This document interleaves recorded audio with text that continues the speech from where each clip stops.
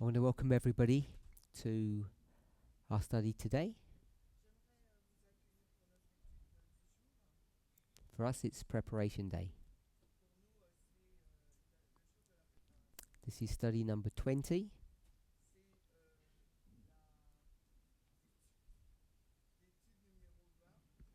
And it's the ninth of my presentation, so I don't have many left.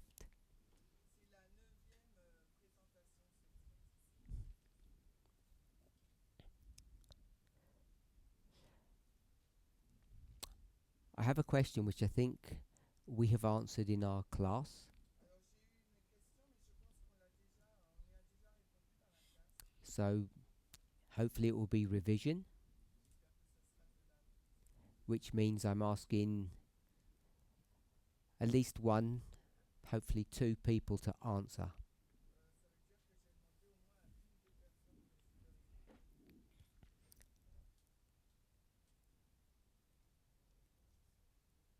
So we have a question.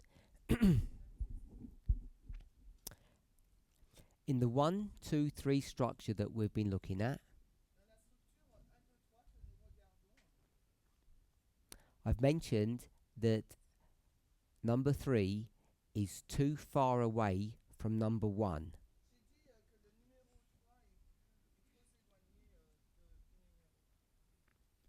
So, do we agree that I've said that?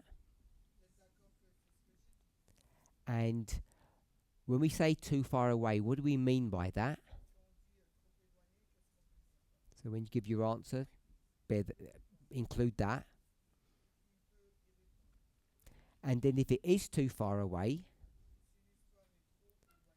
and we say number 2 is really close to number 3,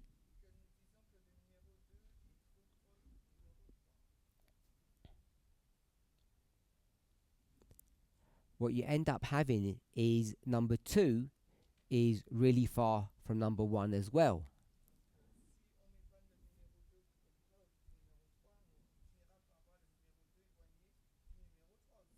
So how does that help? So that's the question. Why isn't number 2 too far away from number 1? If we've already agreed that number 3 is too far away, and we said this only works by believing or accepting that number 2 and 3 are close together.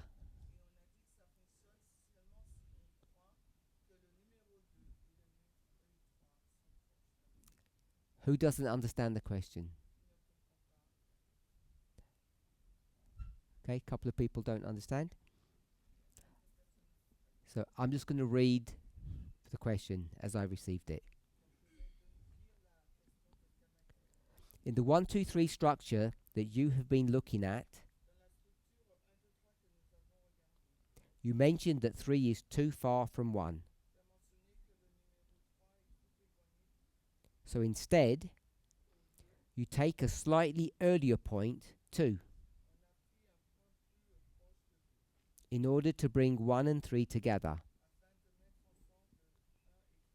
Why isn't 2 also too far away from 1 if it's close to 3? Make sense? Who wants to answer the question?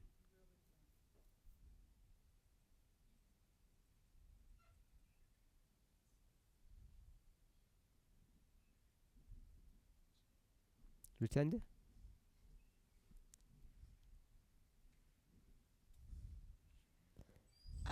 I don't know if my thought process makes sense.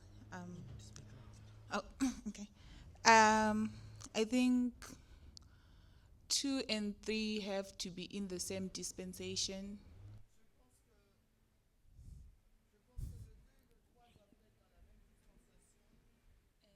And 1 and 2 are not in the same dispensation. Just give us one second. We're going to ask them to move. Wait, she's going to do it again because I can't hear. I'm going to wait to see if they can get that.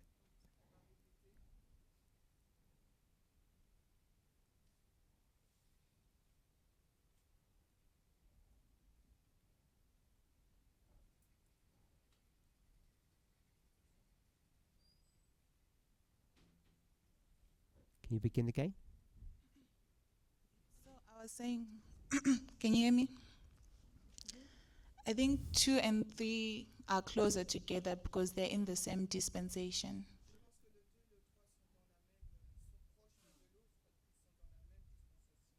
And 1 and 2, they're not in the same dispensation. That's my. That's what I was thinking. I just want to ask you something that you just said, not related to the answer. This is number 3.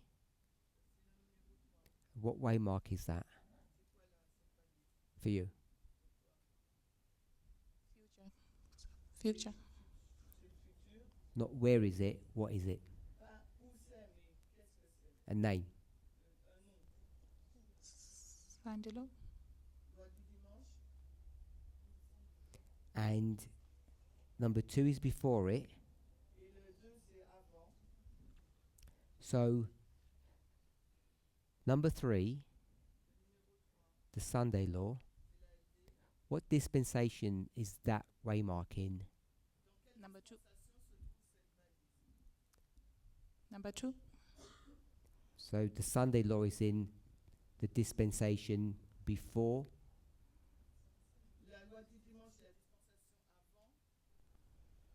I don't get your question. Forget all of that.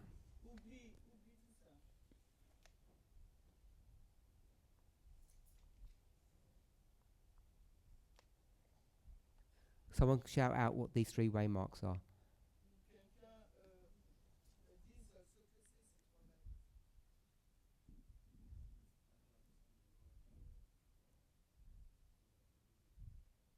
Sunday law, close of probation, not Panium. 2001. What do you call this dispensation? It's got different names. Can be early rain dispensation. Early rain. And this one? Latter rain. So the Sunday law, this waymark here, which dispensation is it part of? The early rain or the latter rain?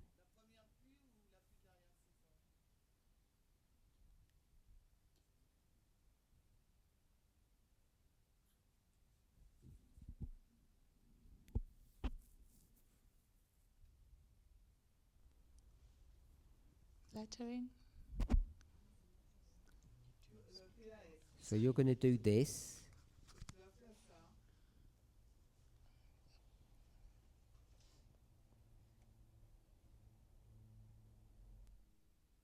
Yeah?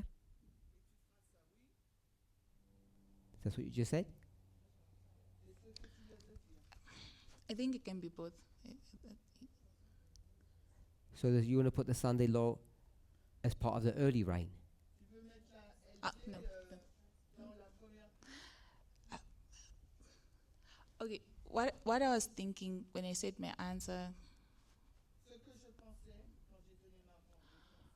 was in connection with the example that you gave of I think it was Revelation 13. That's where my okay. That's why I used that. That's why I gave the first answer. I was thinking of Revelation 13 that John is taken to number 2.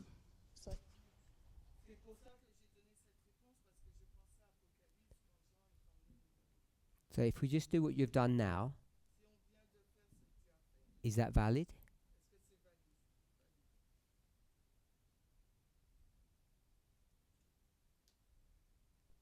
No, I don't know. Let me think about it. Think quickly. 'Cause we're waiting. No. Is that correct, what she's just drawn there? Yes or no? Put your hands up if it's no. One hand.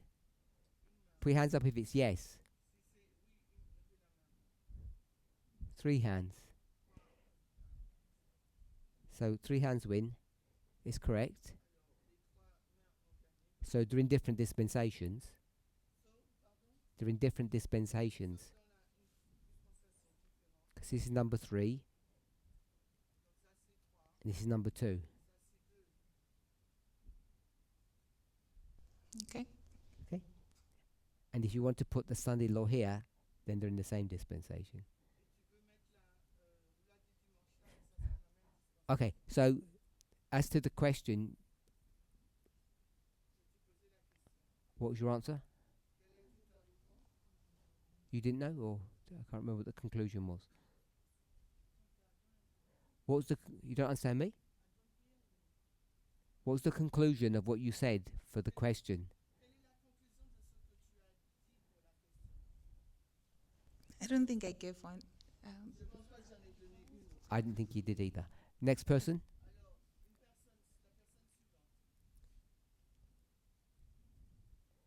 Don't be shy. 'Cause we'll just waste time. Elder. My thoughts are that it doesn't matter how far 2 is from 1.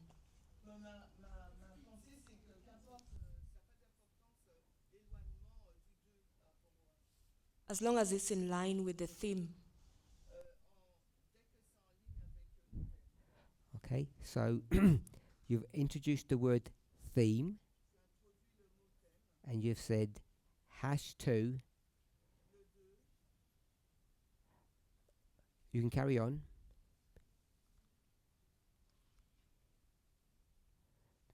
Number 2 must be in line with the theme.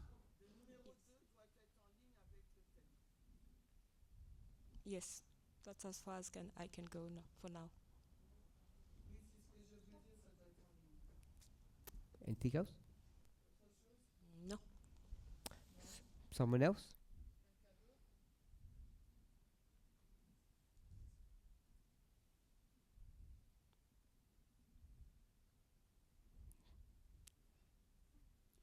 No, really no one else?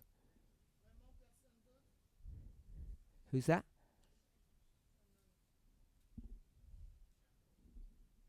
Oh, Sharon. There is some similarity between number 2 and number 3. Thank you. Who's next? Liberty? May I see the question again?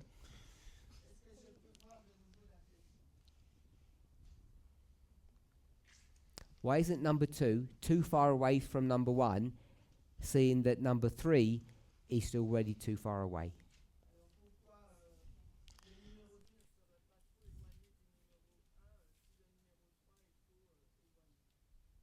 So I think number 2 is far away from 1. Number one foretells the future or the end. What number? Number 1 foretells number 3. And I think number 2 is the beginning of the end, the beginning of 3. What's the end? 3. So number 2 is the beginning of the end. What number? 3. Just use numbers. Number 2 is the beginning of number 3. And it looks almost identical to number 3. So because of that, I think both 2 and 3 are far away from 1.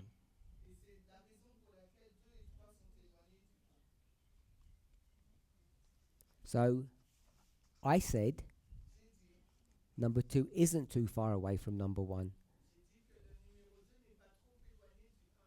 The person who asked the question is why,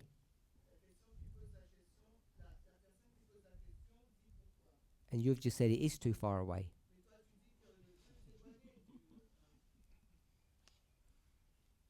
So you're asking the same question that you're supposed to be answering the person's question, and then you're actually asking the same question. So you've made it worse for me.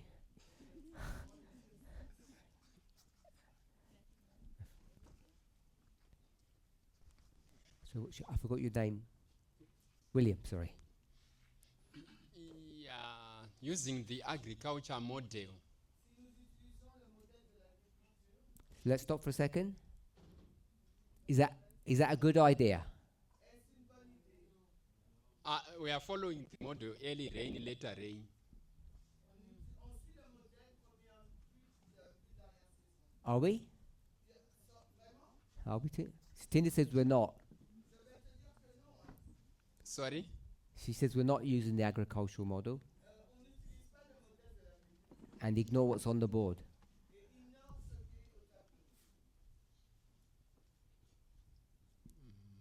Don't look at this.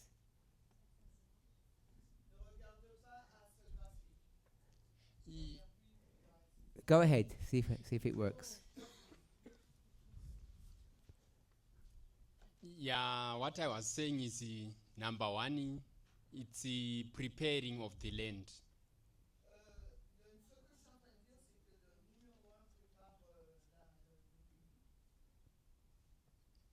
It's land preparation. Then number 2, it's sowing time or early rain.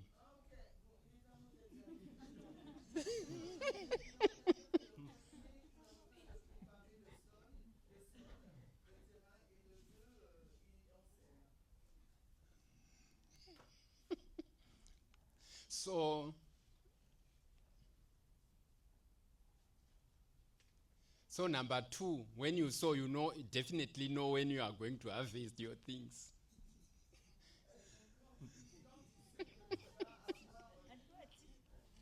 We're not laughing at you. We're Yes. laughing with you. Yes.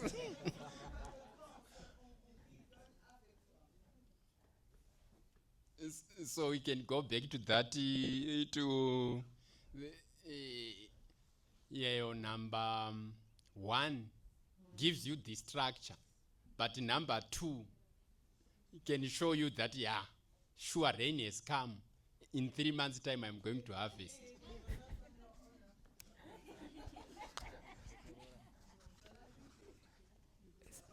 Something about 3 months. That bit. Okay. Oh, thank you so much. What I'm saying,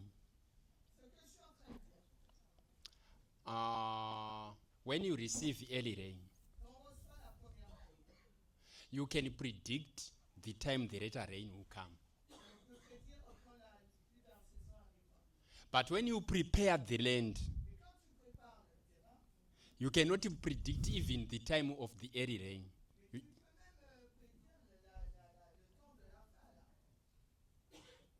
The early rain, it is springtime when the leaves start to, then it can show you that, now time is up.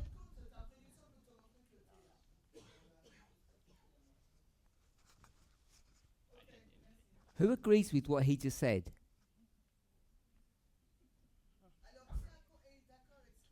Okay. Who understood what he just said? We've got to start putting hands up, please. 'Cause I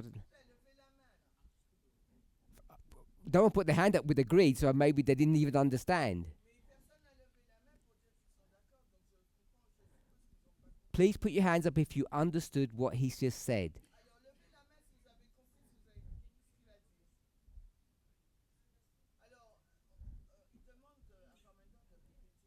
Now you want to repeat? I'm not repeating what he said. It's too complicated. Did you understand him? Okay.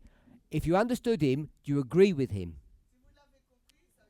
If you understood what William said, do you agree with what William said? Put your hands up if you understood and you disagree. Milton, why do you disagree with what he said? He said something quite specific, and I want to just address that specificity that what he said that you disagree on.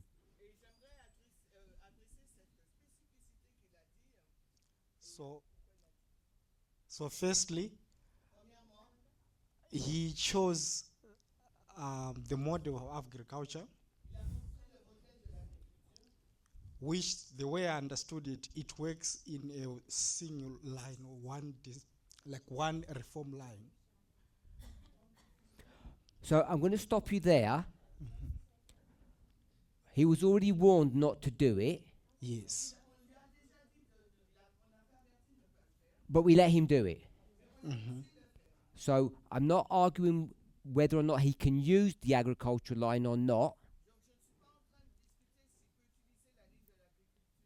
Tina said no, you're saying no, I think. What I want to pick up is what William said specifically in sort of the last 2 or 3 sentences that he said. Because it's an important point that I want us all to be clear on. Okay. I missed the last part. Okay. When he was saying in the early rain you can predict. I'm not sure what he was. If you can repeat maybe. So he said something about predictions. Yes. That's the question I'm asking about. Justina,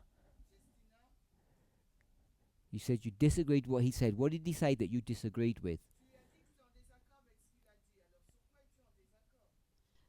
That if you are in the plowing, you cannot know when the early rain comes.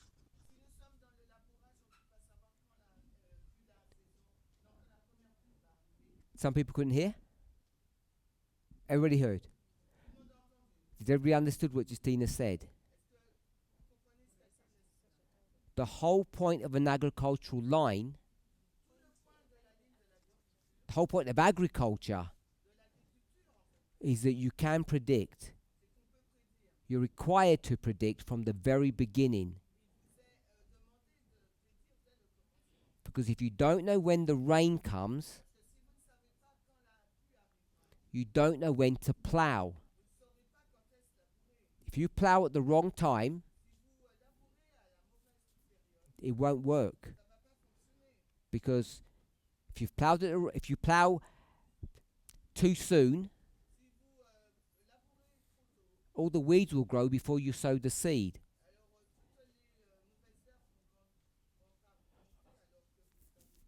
Or the seeds that you sow won't germinate because there will never be any rain.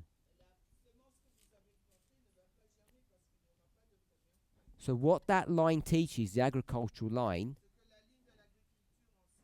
is that from the very beginning, when you plough, forget early rain, forget latter rain, you know what? The season of harvest. You don't know the day, but you know the season. And we did a study recently. When you're in the latter rain, the dispensation of the latter rain, what are you supposed to be doing?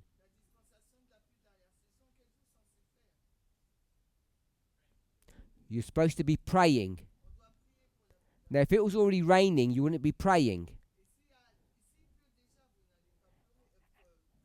And if it's not the latter rain, you shouldn't be praying for it because it will kill your plants. If you're a farmer, if you're a student of prophecy, you're required to know the season. And when something that you're expecting to happen isn't happening, you pray for it.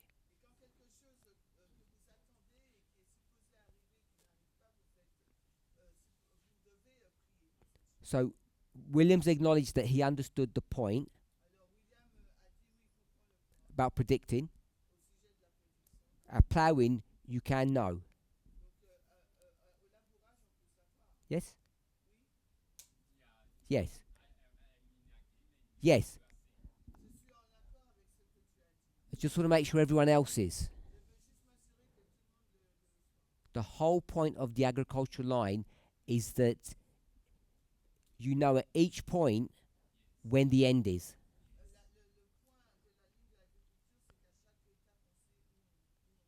And when I say you know the season. Okay, we still haven't received an answer. Regina, this is the question. Okay. What I think, if I remember correctly, but I stand to be corrected. What I think, if I remember, but I stand to be corrected.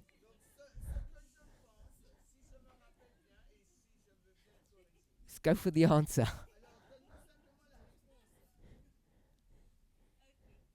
So we began by saying number 1 is equal to number 3. So I'm at number 2. I want to know what number 3 will look like.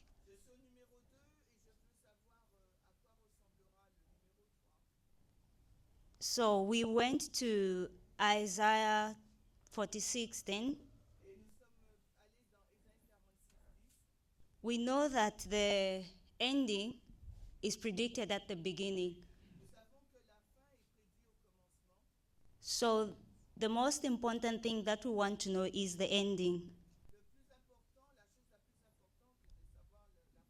So where I am at number 2, there are things that are happening. I don't understand what really is going on. These things are going to help me to predict what will happen at number 3.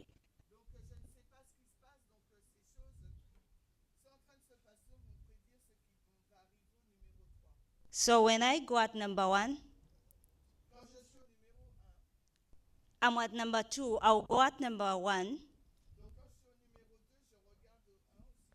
to see what is happening at number 3. I think that is what I remember. Just do that last bit again. Which part? Number 2, number 1. I've got on the board. Okay. When you're at number 2, things are happening which will help you to predict number 3. Yes.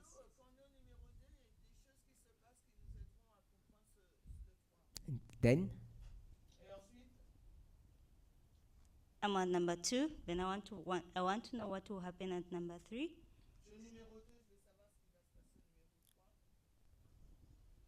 I'll go back to number 1. Yes, that's what I said. Curtis.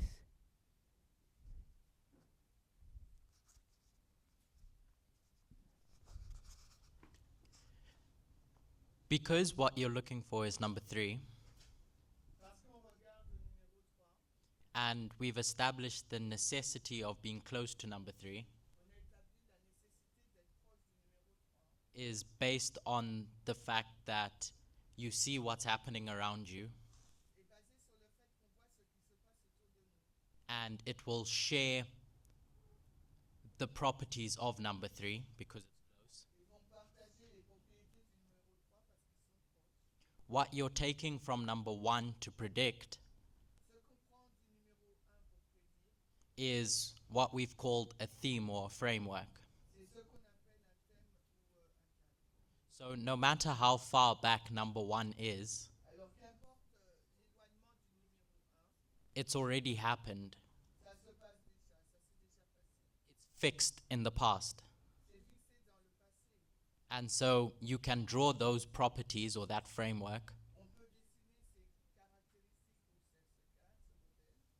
no matter how far back you go. how far back you go. The real mechanics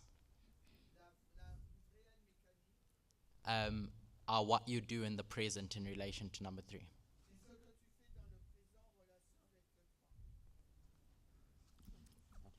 Who understood him? One person understood? 2 people? Okay, so everybody who didn't understand what he just said? Okay, could you go again? What you said, but simplified. The thing that we're looking for at number 1 is a theme. And so, no matter how far back you go,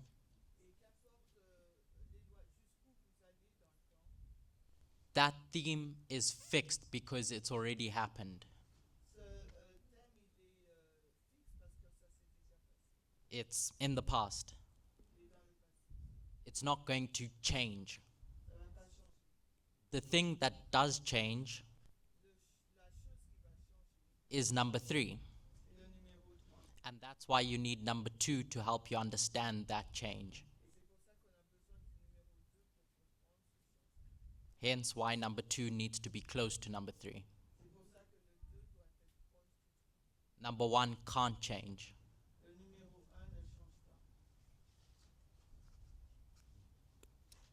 Monica?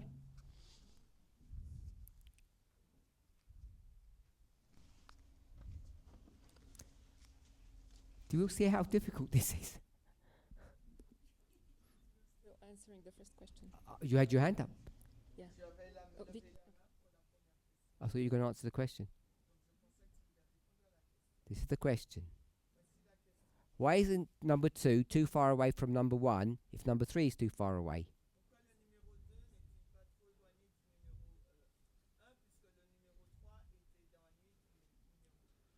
So number 2 is not too far time-wise. It's not because of time.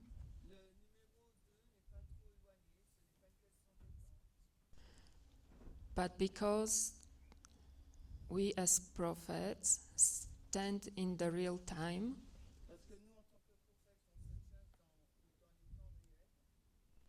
and we can identify the events happening, and we are able to link them or connect them with number 1. So no matter how far or close number 1 is,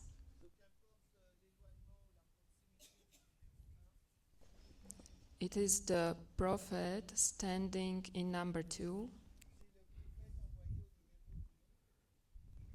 who makes the real connection to the real time from number 1.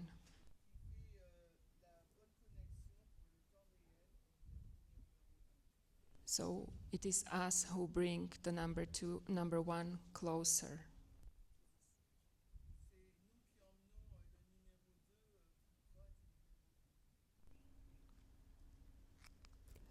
You've brought number 1 closer.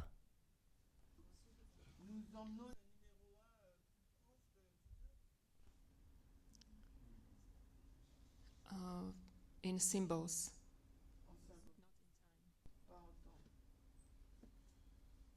We've brought number 1 closer in symbols.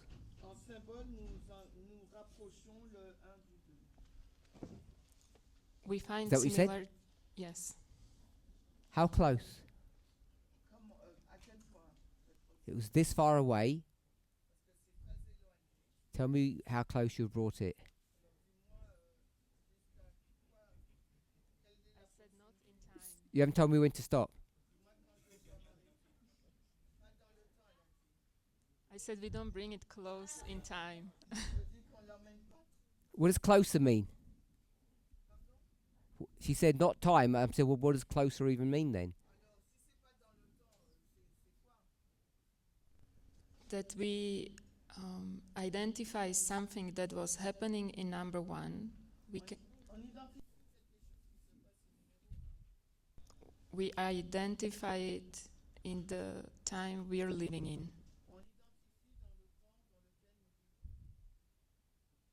Theme. Is that the answer to closer? How close?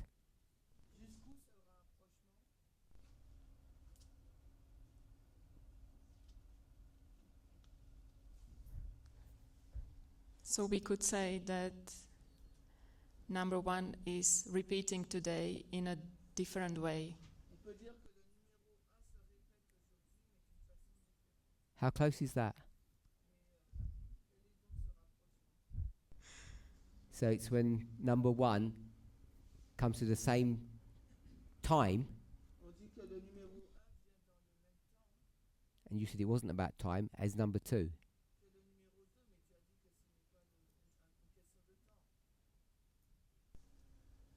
We don't see the same thing repeating or in the same way.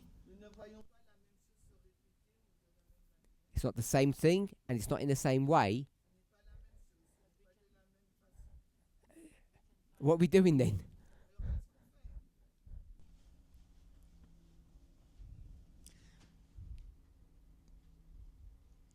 We're finding principles that are being repeated, but it looked different in number one than it looks now.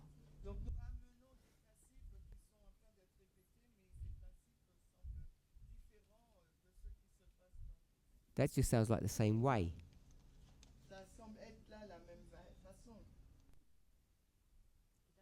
The same.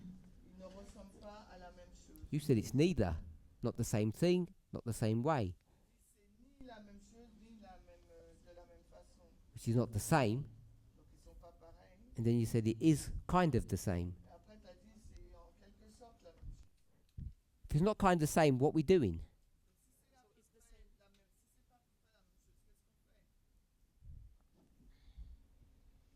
It's the same theme, we can say. So it is the same. Yes. Okay. So if you're finished, or you want to summarize? Did anybody understand? Who didn't understand what she said?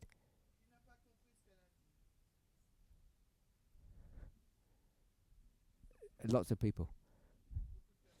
Okay, can have another go if you like. Sorry? If you want another go, please do.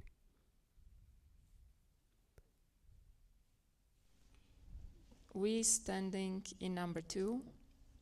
Nous sommes au numéro 2. Look at number one from the past. Nous regardons numéro 1, Find similarities on trouve donc and identify them in the present time we're living.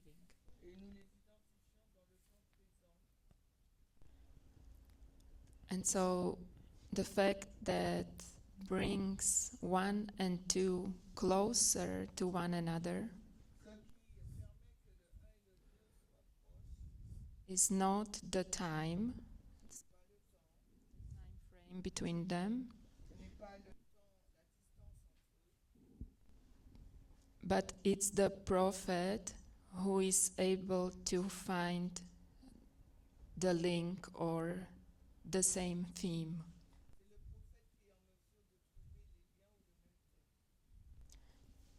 And so it doesn't matter how far or how close 1 and 2 are.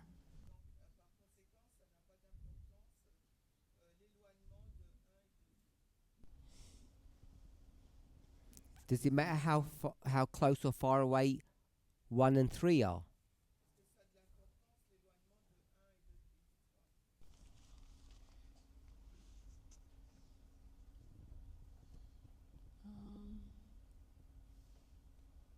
I don't think so. See, that doesn't make any difference either. Je ne pense pas. So if 1, is that right? You said doesn't make any difference either. I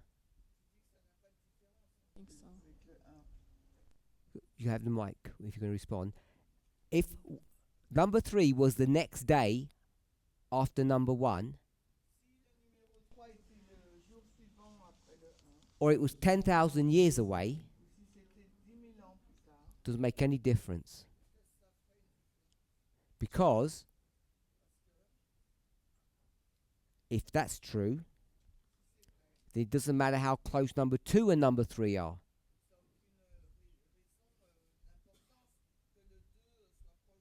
Could be next week or 300 years.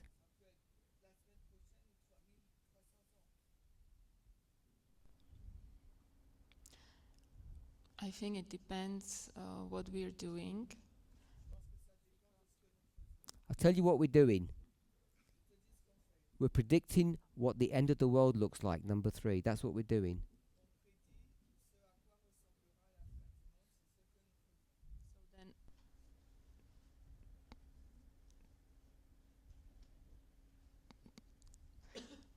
Then I would say it has to be in a different dispensation, number 1 and number 3.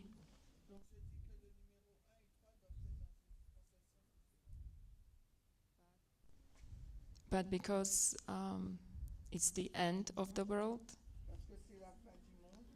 then we have to go to the beginning.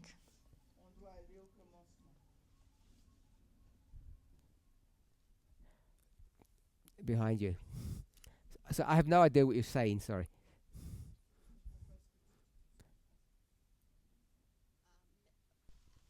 I think because we were basically understanding Isaiah 46 verse 10. So number 1, we when we are at number 2,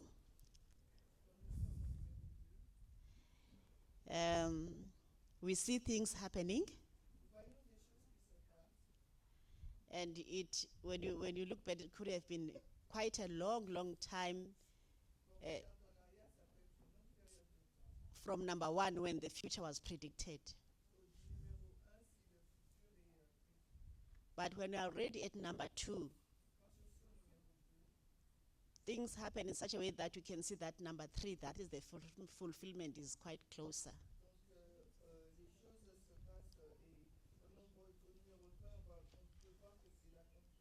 And the only way you can understand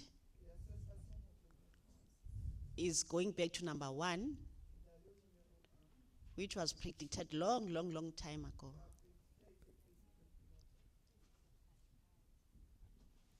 I like that. Catherine, see if you can help us out. This will be the last one. My head hurts.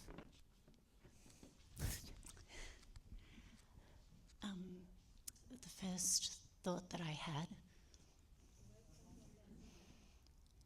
was that it can't be because of the number of years.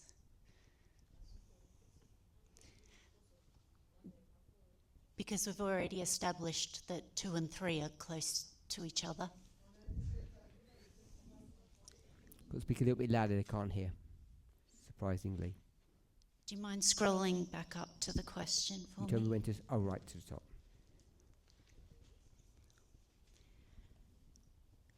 My thinking is that, as others have explained already, we have a theme from number 1.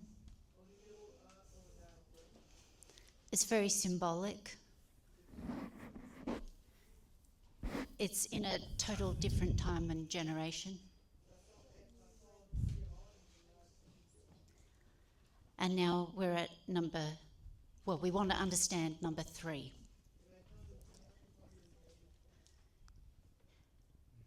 Number 3 is too far away from number 1.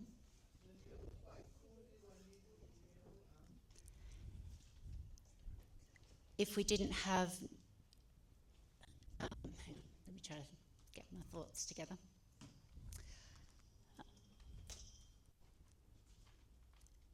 The problem with number 3 is that if we arrive there and see things happening,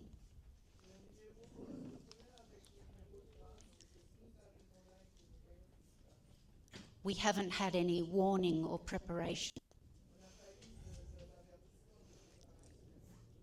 We also don't have 2 witnesses. So we need number 2. If we see things happening at number 2, it's not too late yet because it hasn't happened yet.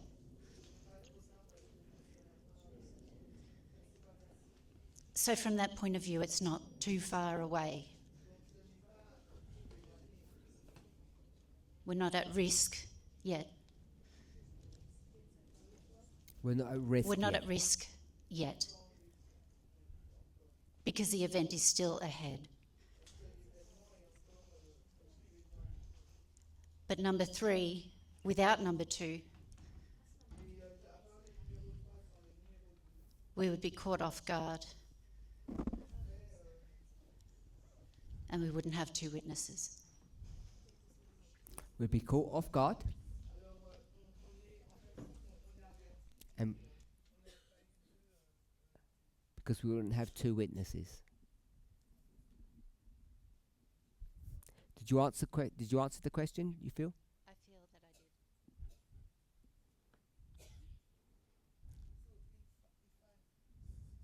did. Oh. I said it was the last one, but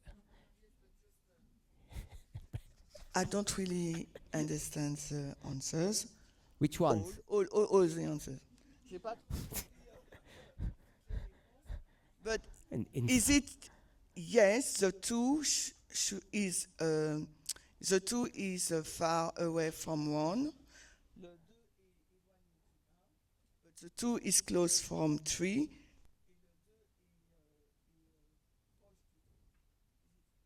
For me, the 2 should be far from 1. As the 3 is far from 1. Is number 3 too far from number 1? Is number 2 too far from number 1? 3 and 2 are far from number 1. I didn't ask if they're far. I guess it might be a language barrier. Maybe. But if I say it's far, Mais je pense que c'est une question de langue, de barrière de la langue. Et si je dis qu'ils sont éloignés, it'll just take you a long time to get there. It'll take you a long time to get there. If I said it's too far,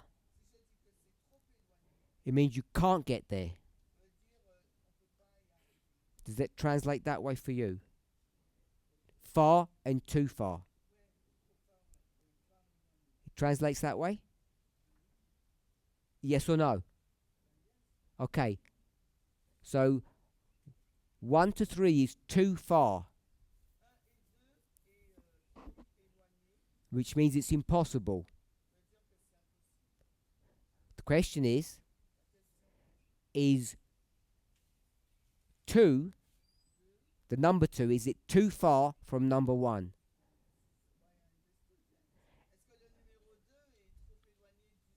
If it's too far, it means it's, you answer, it means it's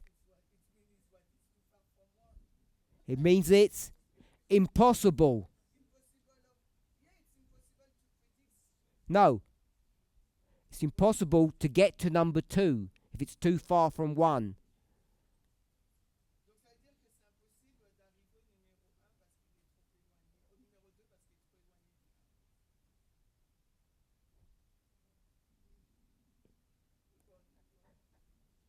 So you're going to help us.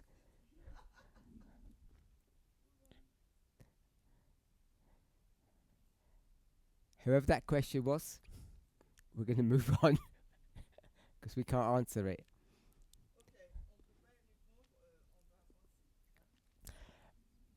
Let me ask a question in the few minutes we've got left. When I ask someone to speak, could they please not give me a preamble. I should have sorted that out from day one. Because if I did that, I'd waste 20 minutes of every class. I might have made a mistake. I might not have. Who can tell? Don't do that. And please don't tell me what you think. Okay. So, I think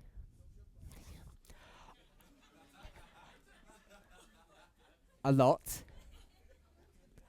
I could, no, that's actually different, though, so that you know. It's different, very different. I could give you a really strong, convincing argument. All of me. I understand the question. That the great test at the end of the world is the Sunday law. I think I could do a pretty good job. And if we had a debate, I think I might win. Unless my opponent was really, really clever.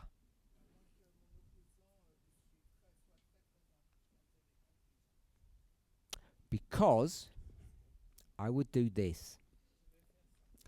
I already know at the end of the world, number 3, there's going to be what? Sunday law. Who told me? Ellen White. Then, whether she told me or not,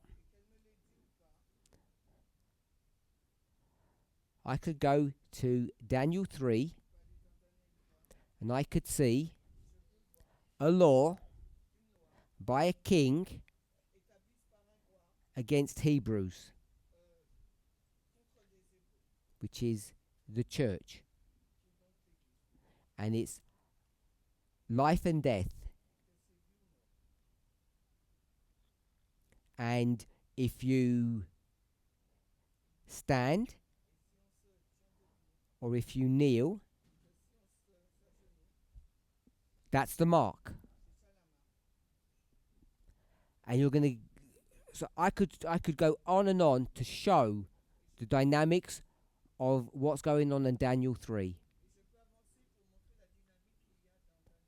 And I know Daniel 3 is a symbolic story of number 3. And then I go to America because of Revelation 13. And I say, where's the Sunday law? And it's not there. But what I do see, not today, 2 years ago, I saw Project 2025. And Project 2025, somewhere tucked in there is the Sunday law. And that's just one evidence I could give. I could give a lot more to show you that the Sunday law is coming.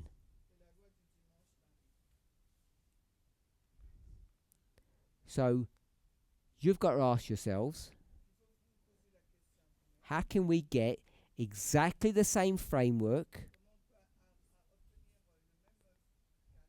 and come up with a completely different story?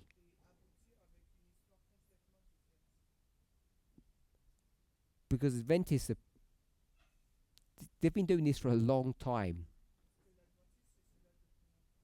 And we haven't. And we've got a completely different storyline. And we're all using the same books. So I think that's really important for us to talk about. And what is all this built upon? This, what I've just done.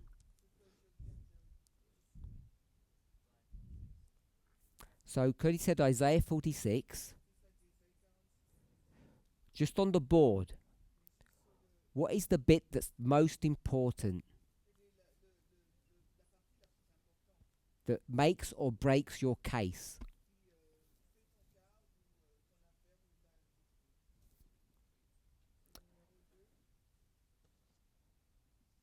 I've got all three. 1, 2, and 3. Darlington.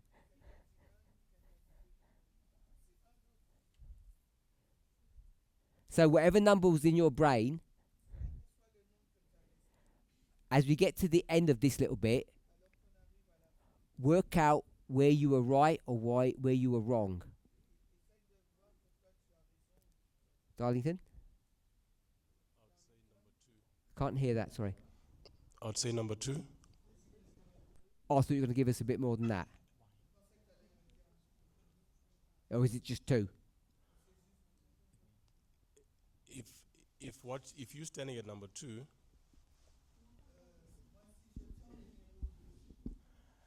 and you have got number 3 wrong,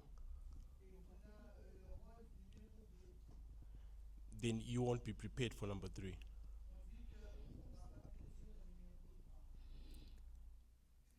So being at number 2 is very crucial, because it's the only point where you can view both 1 and 3.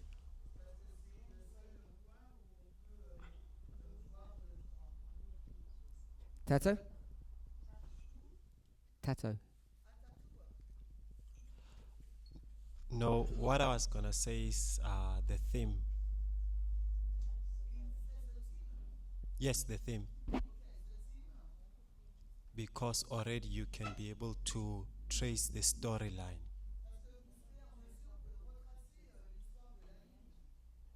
So that's what I was gonna say. Justina?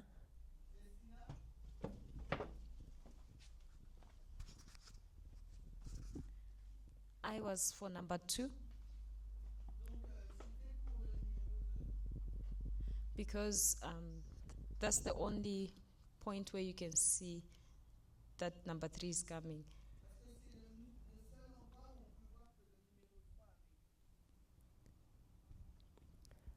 How long have I got left? Okay, I thought I was trying to. So, number 3, because it's in the future, at the very best is a guess. Number 1, everybody can read that what the actual words in a chapter. Everybody knows what the symbols, what the story says. So the only variable there is what those symbols mean.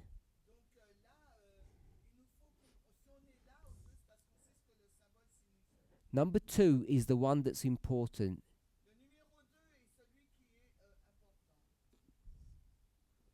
I think Doreen said it was like a pivot. Pivot, a hinge.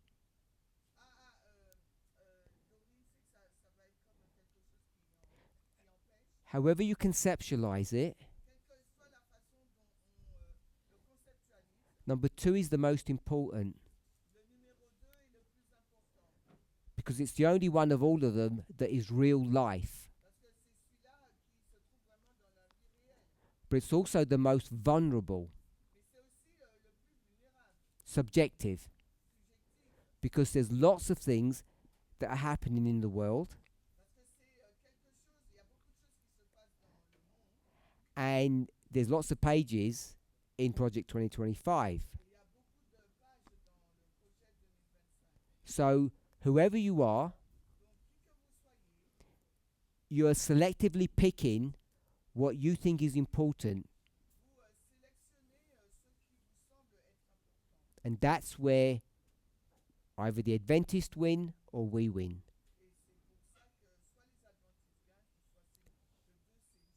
Or some other conspiracy group. It's all about today. when you look at the world today, what you think is important or unimportant. So if we're okay with that, if you got a different number, if you chose a different number, I think number 2 is important for the reason I've given.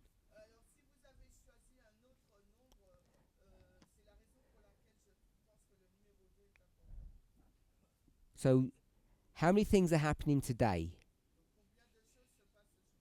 There are 5 things, 5 important things. How do you know which of the 5 is the one that's of real importance?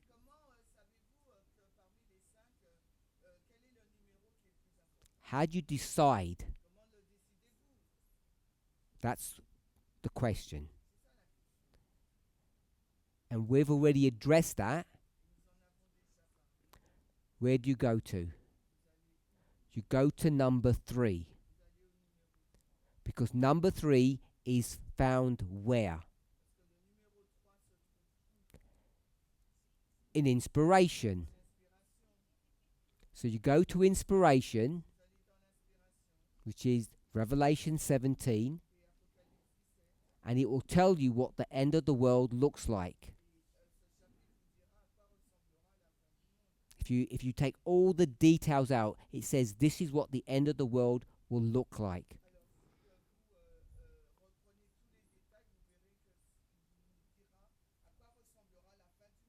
Revelation 12 does the same. Revelation 13 does the same. Daniel 11 does the same. So when you pick the particular story of the end of the world, that's where you begin. And what you're required to do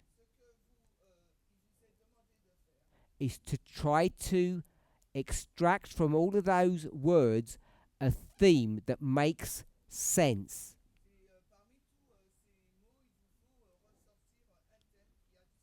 So Daniel 11 is the rise of the king of the north. That's what the theme of that, you could say the whole chapter or the verses that we're interested in.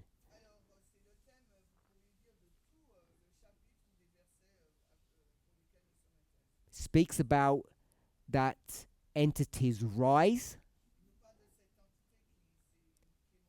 and the obstacles that it faces. Now, if you move away from that theme, you will make mistakes. You should not be doing that. And if you ask most, I call them naive Adventists, including us, now I'm saying all of us, Seventh-day Adventists,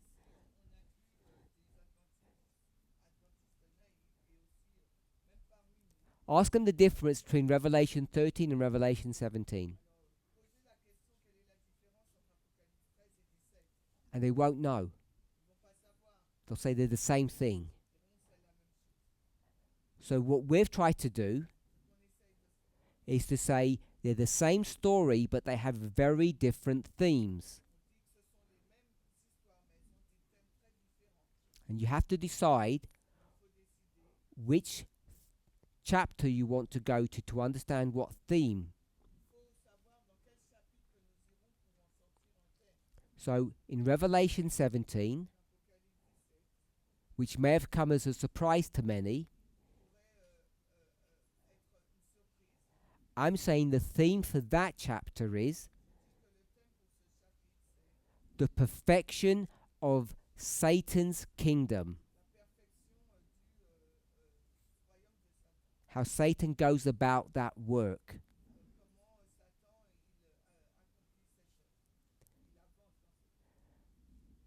Hopefully, if we all agree with that, because we've discussed it a lot,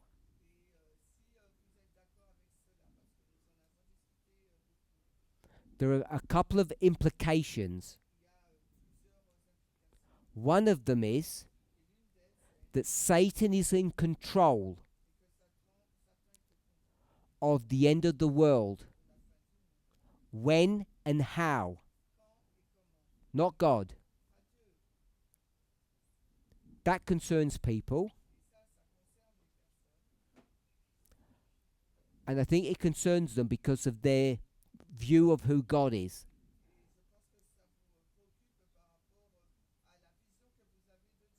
But I'm telling you how I think, based upon my reading. Because someone asked me to do that yesterday. If that's correct, then that's the theme of 17. How to get ready for the last great conflict.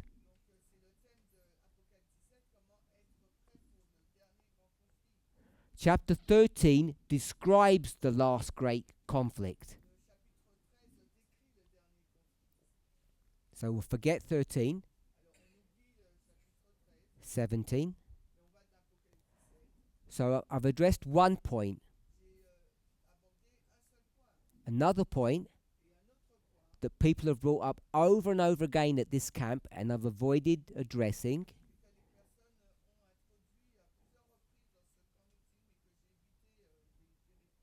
it's not a definitive answer, but I'm just giving one perspective. For whatever reason, God chose to do this. As Satan's coming to a state of perfection, God interferes with Satan's plan. And the interference in Satan's plan is number 6.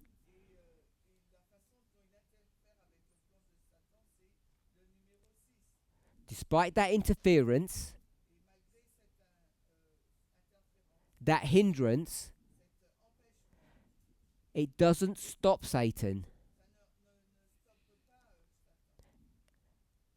Does it make Satan stronger or weaker?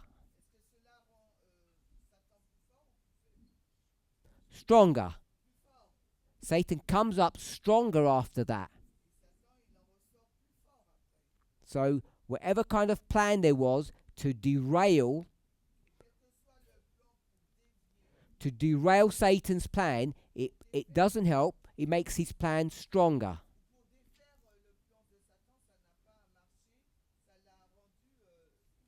So don't worry about 6. 6 is not an issue. That's the theme of 17. Our problem is it's all symbology. And honestly, frankly, you will have no ability to take that symbology and make a real life application.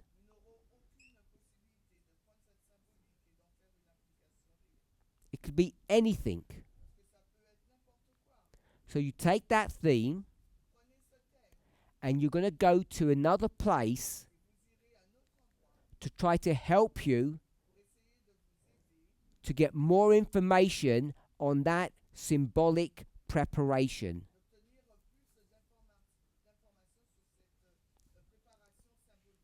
But number 3 is symbolic.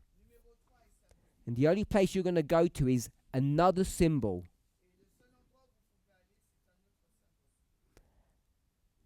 You'll obviously go to inspiration.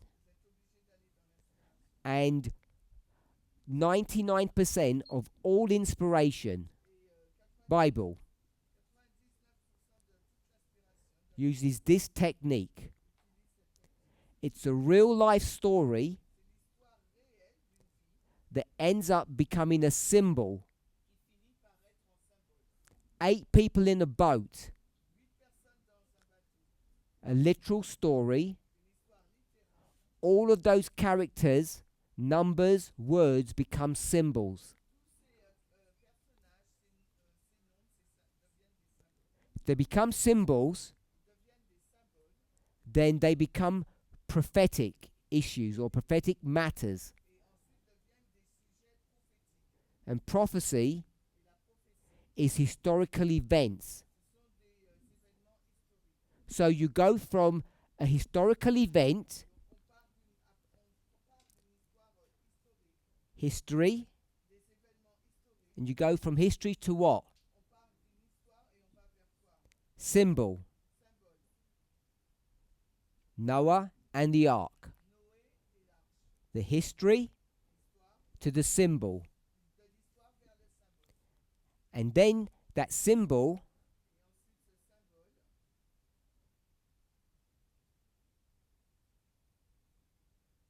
becomes history. So this history 1 and this history 2 are connected together by symbology. Hopefully we're okay with this. This history 1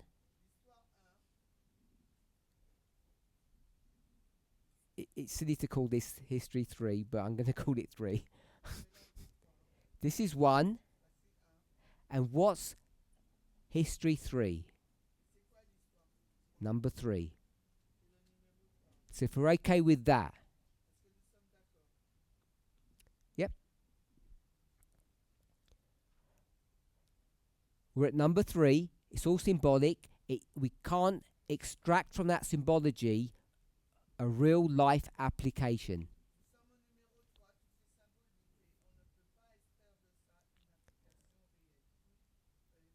So we go somewhere else to get extra information. You go to another history, turn it into a symbol, and that symbol then can come back to history, which is what Ellen White's definition was.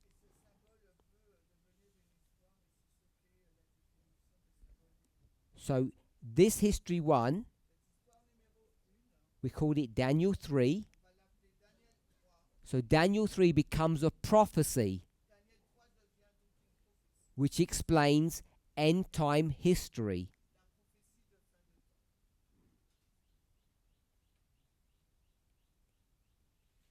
We'll call it events.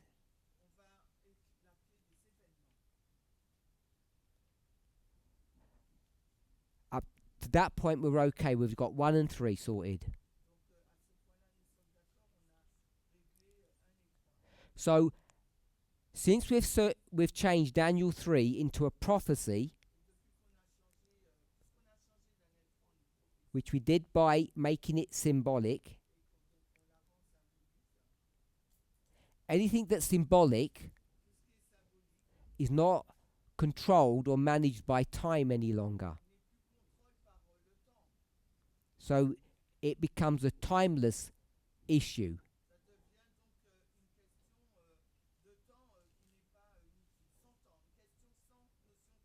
If it was controlled or limited by time, it wouldn't be a very good symbol.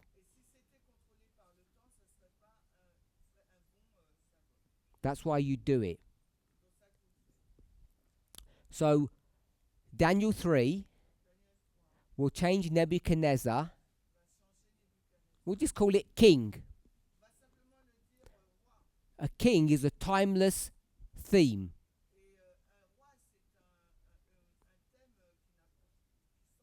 But if you say a king means a monarch, it's not a good symbol. So you might change it to government. And whatever form of government you have, you know it's always going to be a government. Hopefully that makes sense. So once you've got these symbols from number 1, then you can take characteristics of this story. But what you have to remember is the way you're going to define this story at the beginning. It's controlled by what? The theme of number 3. Because each story can have many facets. So once you've got this theme and you've got all the symbols in place, then you can move forward in time. The theme controls how you tell the story. We've explained that. So when you get to here, and we've got Project 2025, and we've got 5 things, the SDAs went for number 5 and number 4. That's what the SDAs went for. Project 2025 and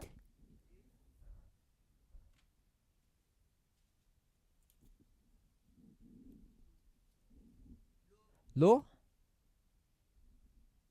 the Pope.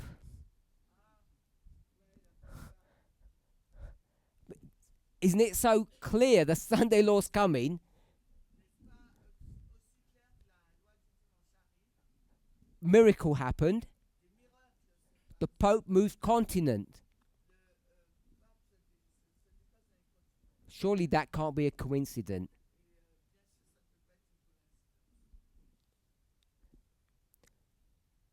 So what we've done, we've said these two are fake news, the one that the SDAs hold on to. It's not that they didn't happen. It's that they're not part of the theme. Because the Adventists are misreading number 3, therefore creating a wrong version of number 1. And what we've gone to is numbers 1 and 2. So give me 2 things that we've gone to. I'll say in the last 10 years.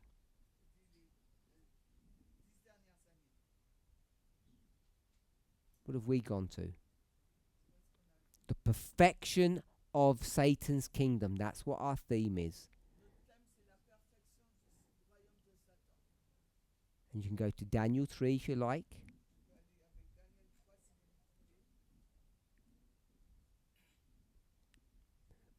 Anyone? Catherine? The Republican Party changes. She said purging. We'll put purge. We'll put purge.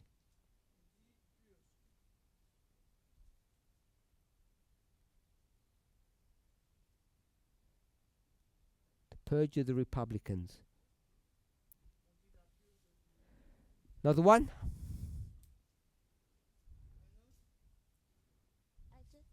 I just want to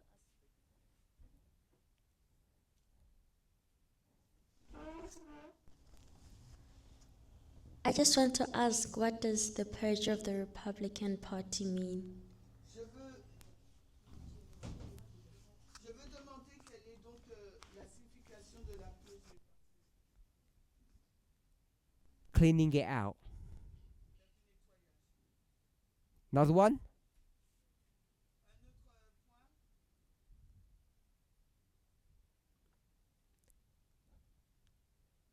You got your hand up? The executive branch must be won. The executive branch must be won. Justina?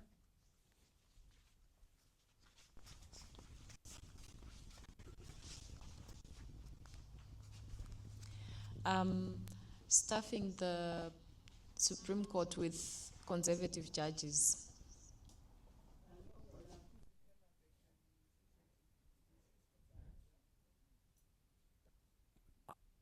Can I call that the purging of the Supreme Court or the judiciary?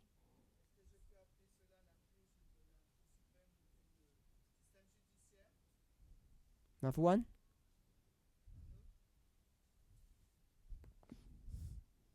Maybe I'm missing it.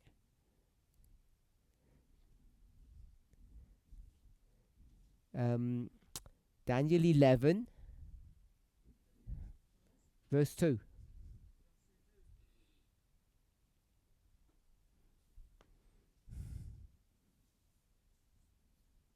All good? All good. Daniel 11, verse 2. So,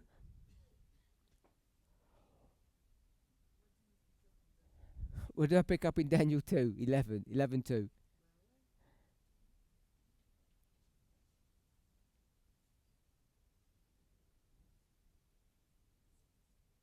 You go ahead. Trump. The election, I know you say it. I'll get in trouble. The election of Donald Trump.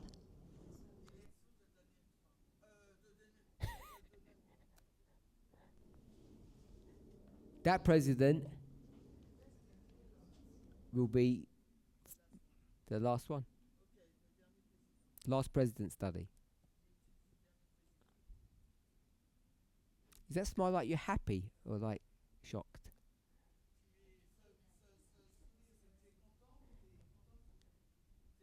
Good. So, to answer the question, hopefully, all the answers we've given. Number 3, you have to read the end of the world correctly.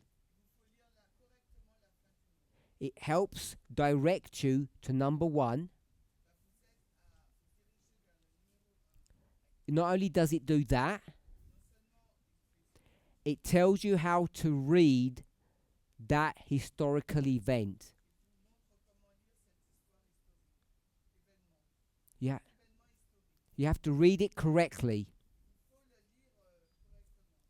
Then you have to look at the literal characters, we'll call it the characters and the events.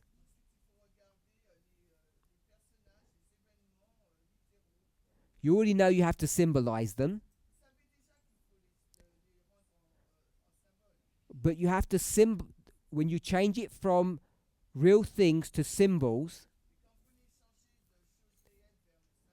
the theme from number 3 controls how you do that. Are the 3 men Hebrews or Babylonians? Because you have evidence in the story that they're both. So which one are you going to choose?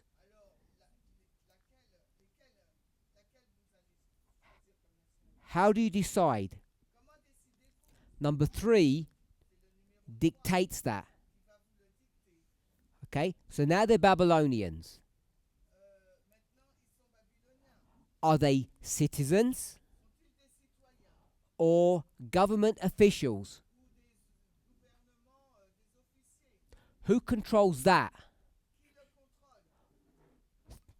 You choose which number 1 or number 3, to decide if they're citizens or government officials.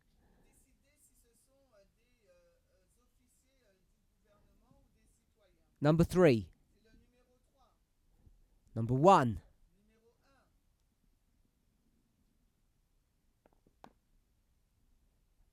We'll do it again when Curtis is engaged.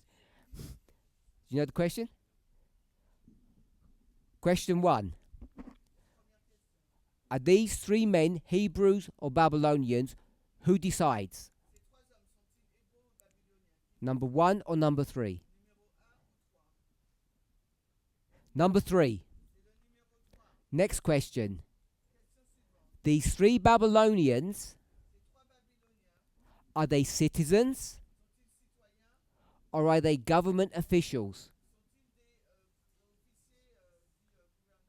Who controls? 1 or 3? 3. No one wants to go with 1. So in the story, who's invited to the plains of Jura? depends. Citizens.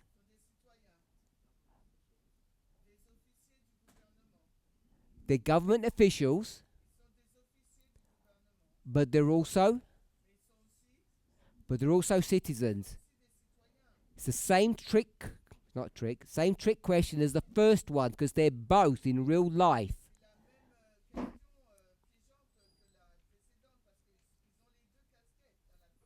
We got question 1 correct. By the way, online everybody.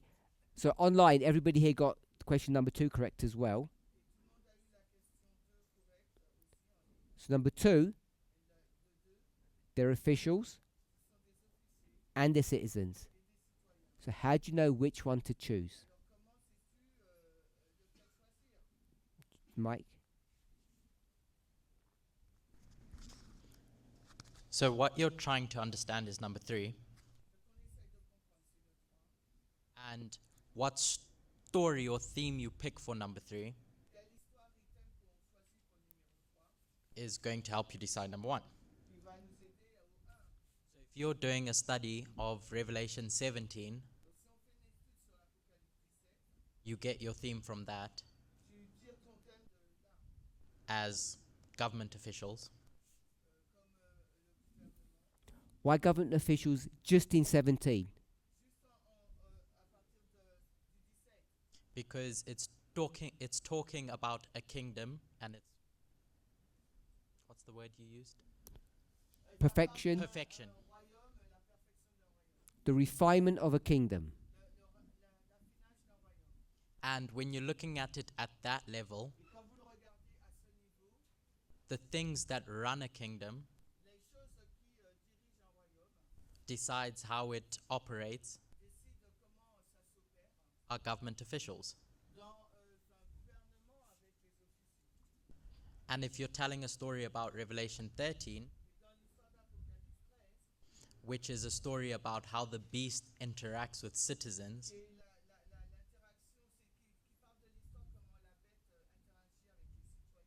to get them to do what it wants,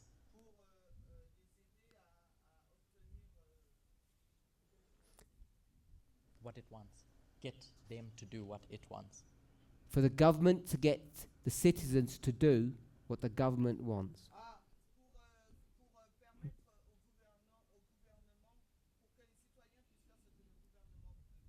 That will change how you look at the story in Daniel 3.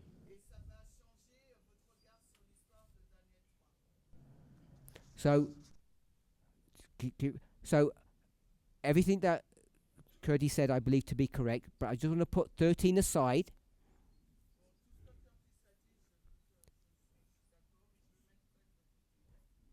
Remind us why 17 is government officials, simply.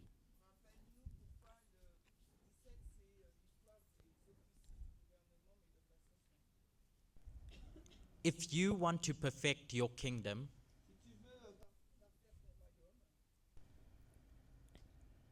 what do you need to change with regards to how that kingdom operates?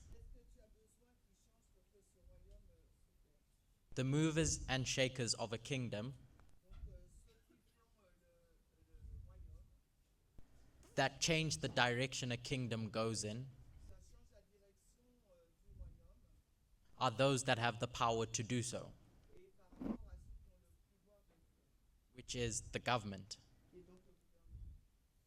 So in 17, we know it's about kingdoms, and we know it's about the officials in that kingdom. When you go to Daniel 3, and you've got the story between God's kingdom and Satan's kingdom and how they're going to fight.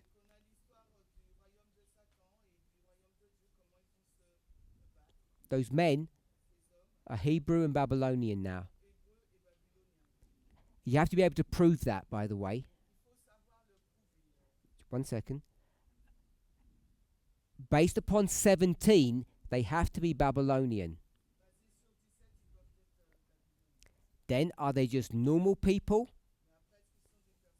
Or are they government officials when they go to the plains of Dura. In real life, they're both.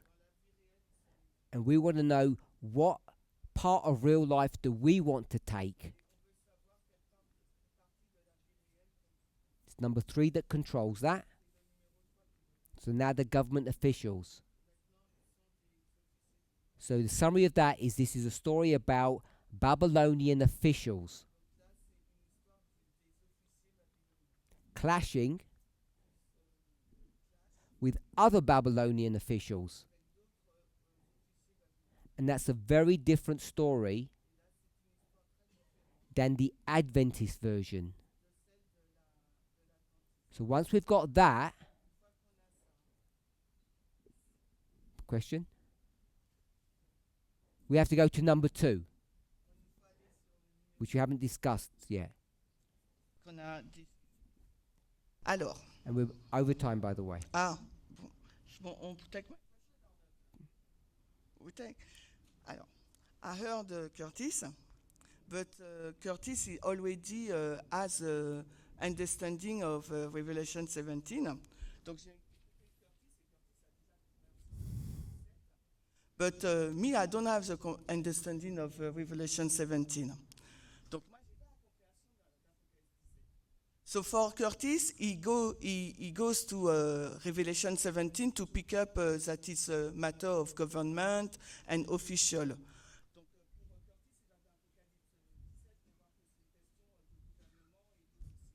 But me, I will go to the one to find this information. Yes, because number one, to know that it's a government, official government. Not in Revelation 17 in the 3 to pick up this information.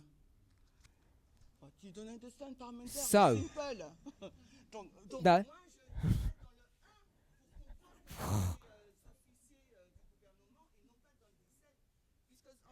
Revelation 17, I don't understand it. So,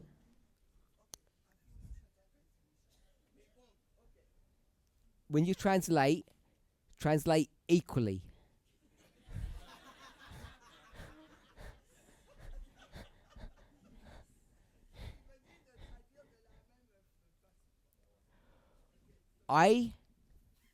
We all know that Curtis has a better perspective of Revelation 17 than most of us.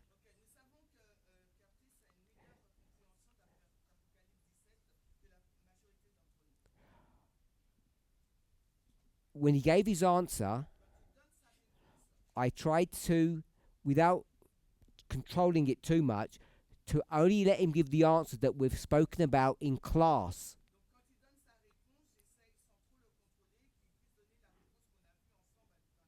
I'm pretty sure everything he said is a repeat of what we've already done this week. So the issue that you have isn't because he's knowledgeable.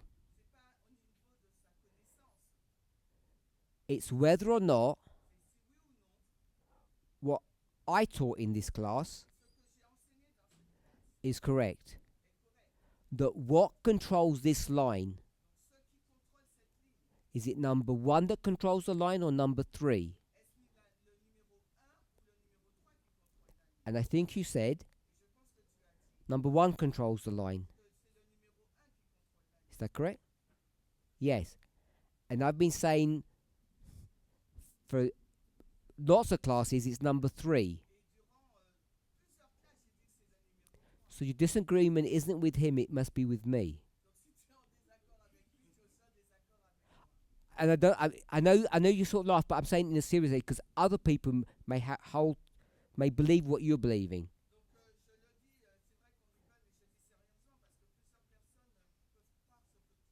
And I want us to be sure it's not a discussion that you've got with him.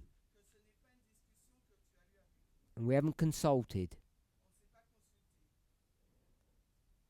What I've taught, whether or not we know what the theme is. Maybe it's not about perfection of Satan's kingdom. Maybe I got that wrong.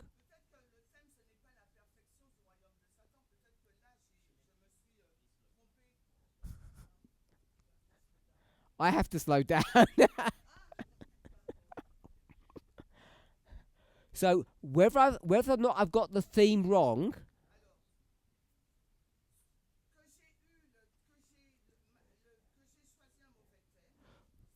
for this little conversation isn't the issue. The issue is about methodology. Would the rules of decoding inspiration, which is what methodology is, the rules, when you looked at this line, what controls the subject, the title of the line? Is it the end or the beginning? And I'm saying it's the end, and you're saying it's the beginning. The name of the title doesn't matter. It's where you find the name of the title. It's going to answer your question, I think. Just the reason why I think number 3 needs to control the line.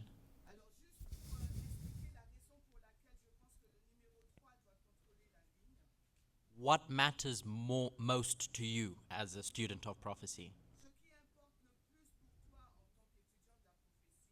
It's the future. It's what's going to happen. And so when you want to figure out what's going to happen, you go to the Bible and see what it says about the future. So whatever you find out about the future, in our case, Revelation 17 tells us about the future,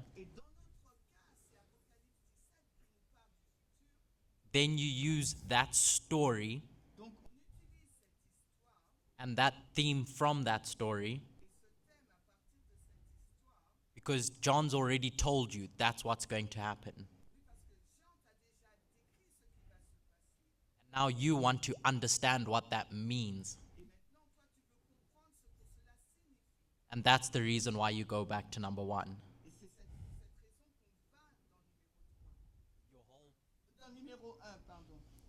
Yeah. Yeah. Does anybody else share yeah, I was going to say so. Shares our elders' concerns, like it's number 1.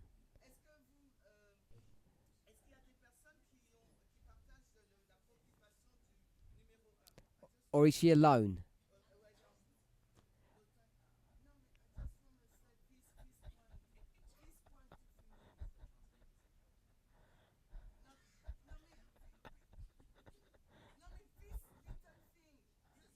You know what? I'm going to say yes. I always say yes. I will not be long, but just to say that when we read on your own, but we did it on class, is good. But when we read on our own, Revelation 17, parce que ce que je veux dire,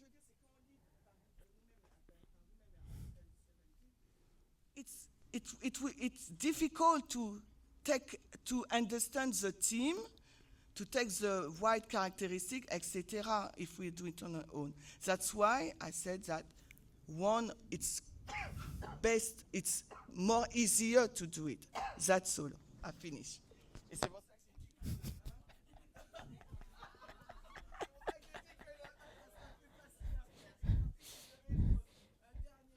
Translators, you can shout at Curtis now. So I think for you, what would be beneficial then is for us to go through decoding what the theme of Revelation 17 is. Perhaps we've just said it without explaining it. Peut-être qu'on l'a dit sans vraiment l'expliquer. Or maybe it's one of your study also, you say, no? Apologize, translators. Maybe c'est l'expliquer Let's pray.